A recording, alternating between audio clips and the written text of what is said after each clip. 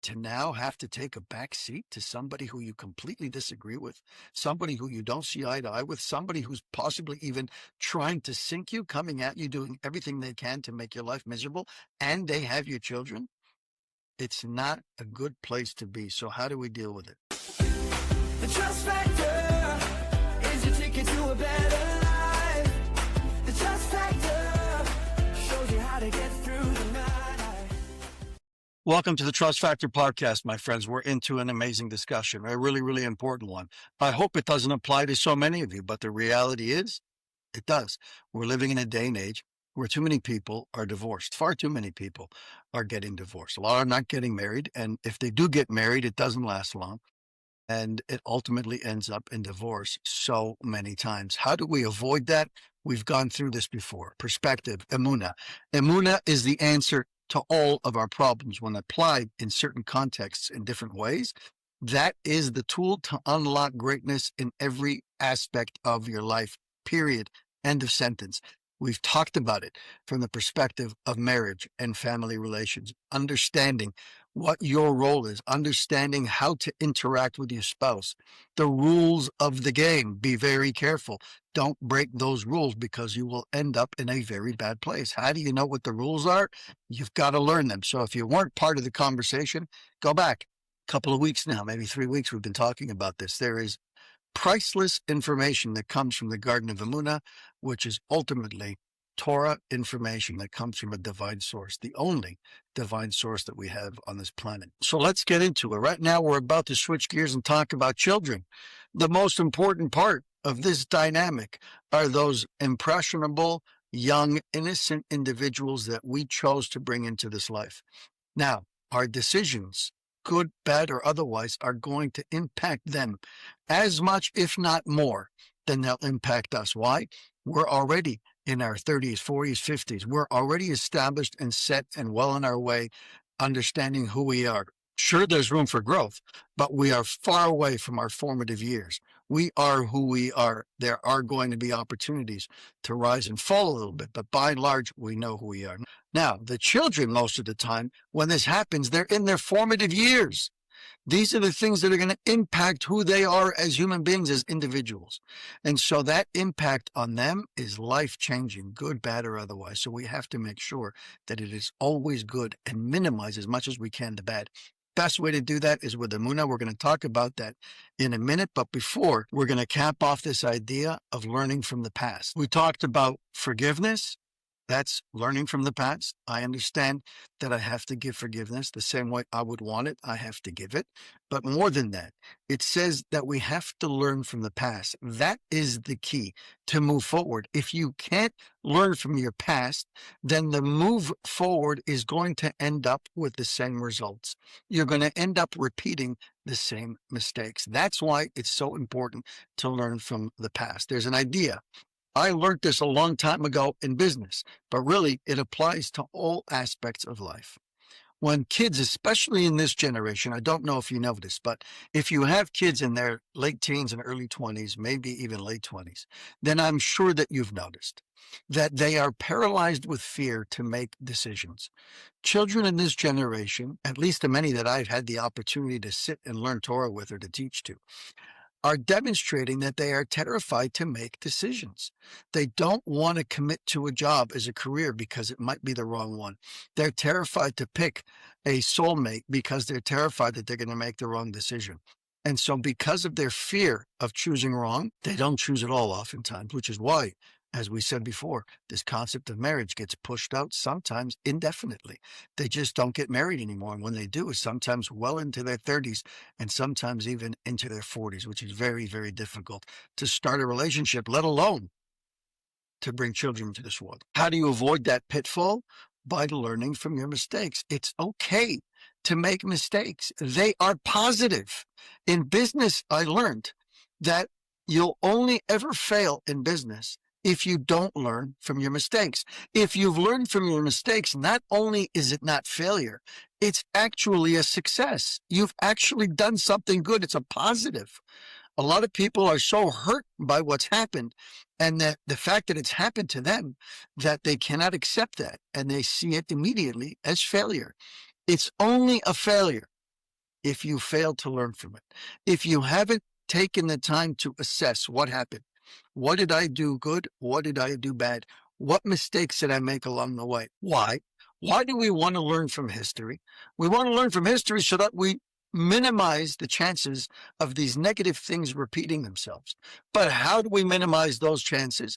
By internalizing the mistakes that we made, review them, and understand this worked out well, this didn't work out well. Next time, I'm not going to repeat that, right? That's it. You've now taken what could have been a negative and turned it into a positive. And the same thing applies over here. He says, once he realizes that he still has a life to lead, I still have the rest of my life, then he can learn from his past to make decisions for the future. He can learn where he went wrong and how he needs to behave now in order to avoid falling into the same traps. Where's the Emuna that I was lacking before? Where's a qualified Orthodox rabbi that I can sit with and learn from the Torah, from the instruction manual given by he who brought me into this world and created the world? Because who knows better how to operate this world than he who created it? It's like you're buying a microwave. Everybody knows how to use a microwave. You go to Walmart today, you can buy a microwave for $50. And the first thing that happens when you open it up on the top of the box is you see a manual. What do I need a manual for? I know how to use it. I put my food in, I push a couple minutes, and I got warm food, or I've got popcorn, or whatever it is that I'm doing. Everybody knows how to use it. So why do I need to have this manual? Because there is nobody in the world who is better qualified to teach you the insides and outsides of this appliance. If you want to get 99% of its functionality, you want to maximize its capabilities, then read the manual. If you want to be like the other 98% of the population who don't read the manual and are only using their microwave to defrost their food or to make popcorn, then you don't have to read it. But you know what you're doing? You're missing out on the other 98% of its potential. There are so many things that somebody can do with a microwave that you don't even have to use your brain. They're so technologically advanced. Most people haven't got a clue. Why? Because they haven't read the manual. Okay, then you're severely lacking. So the idea is, now that I understand I've made mistakes, I understand now I have insight that I've only been using 2% of my potential. Let me line myself up with an Orthodox rabbi who is capable of teaching me the Torah, who understands me, who understands my family and my circumstances, who cares about me, who I can connect with on an emotional level, on a real level, on an intellectual level, and let me learn from them, because there is nobody more qualified to teach it than these individuals, and that's what they're here for. Tap into it. That's how you learn from your past, and that's how you make efforts to not repeat those very same mistakes. You may end up having the merit to even remarry your wife. But if you don't, if that doesn't happen, then now you have eyes to see and to appreciate the fact that it wasn't supposed to happen, and that you can move forward with prayer and with penitence and understanding that she's now got her own life and you've got your own life, and whatever resources you share together, whether it's children or other family members, you have now a new perspective with which to deal with that through prayer and through Emuna. He gives us a prayer over here. If you happen to find yourself in that situation where your spouse has moved on, listen to the words that he uses. Master of the world, if my ex-wife and I still have a joint mission, then help us to reconcile and live in peace and love. And if our correction together is complete, we're done, have mercy on us that we should each find a new partner and live lives of Emuna, through which we will merit happiness, peace, and tranquility. I'm praying not just for me, but for my wife. And if there are children involved, and even if there aren't, you chose this person to spend the rest of your life with. You built a house and a home together. And if you haven't forgiven enough to be able to pray on their behalf, then you're stuck. You're not going to be able to move forward. You know that the road is wide open ahead when, despite the divorce and despite all the negativity that came from it, you worked on yourself and you found forgiveness. You've given it. You've received it. You've done everything you can. You've learned and you've grown. You've injected Emuna into your life. And now you can pray for your spouse, your ex-spouse, with a complete, honest heart. If you find yourself in that position, then you're well on the road to success. Why? Because now you can accept the outcome. Yesterday, you couldn't because you didn't have faith. You didn't have Emuna. You didn't know who ran the world. Today, you've learned. Now you have Emuna. Now you know who calls the shots. And you accept it with love because you know that everything he does for you and for your ex-spouse and for your children is all for your best. Now we talk about those children. What happens when you have children that you've brought into this world, and now, God forbid, one of the most difficult parts of divorce is custody of the children. Where do they go? With which parent will they remain? Who has custody? And how are you going to feel about it if it's the other spouse that has custody of your children, at least primary custody of your children? That's a difficult pill to swallow, my friends. How do we deal with it? Where can we use our Emuna, and how do we put it into play to be able to work on that part of our life? Let's read. It says, one of the most difficult problems with divorced couples is with the children, and when they are put into the custody of the father or the mother, who then doesn't take proper care of them, whether physically, as in the case of neglect or, God forbid, abuse, or spiritually. When a parent, one of these parents, who may have been coming along in their religious observance, all of a sudden is so negatively impacted by this divorce, and they were just hanging on by a thread before. Maybe they were following the lead of the other spouse, who was much more religious or spiritual or on a stronger path of growth in their observance. And suddenly that person's no longer around anymore. So it's so much easier for them to just throw in the towel and move on. And now suddenly that spouse, who at least was somewhat on the same page before, has now left, abandoned Judaism altogether, and is now impacting the children and their spirituality in a way that you would not want. What do you do? Very, very difficult. I know of people like this, friends that I see, oftentimes they're too public about it, and they post it online, and you feel terribly for those people. You see what they deal with on a daily basis, and their hands are tied. They can't do anything about it, and it tears them up inside. Difficult position to be in. These are the people that we love the most. These are our children. We've given our lives over for these children. And to now have to take a back seat to somebody who you completely disagree with, somebody who you don't see eye to eye with, somebody who's possibly even trying to sink you, coming at you, doing everything they can to make your life miserable, and they have your children. It's not a good place to be. So how do we deal with it? The parent who doesn't have custody of the children is broken, it says. But that's not the way. It's also not truth. For no one should let any problem, as difficult as it may be, ruin their lives, for that solves nothing. But with persistent prayer, one can overturn any harsh degree, see all salvations, and help others as well. One of the best ways that you can achieve success in that department, where you are going to come closer to your children, whether they or your ex-spouse like it, is by working on yourself. Praying to the Creator, number one, but number two, work on yourself. Become the best version of you. How do you do that?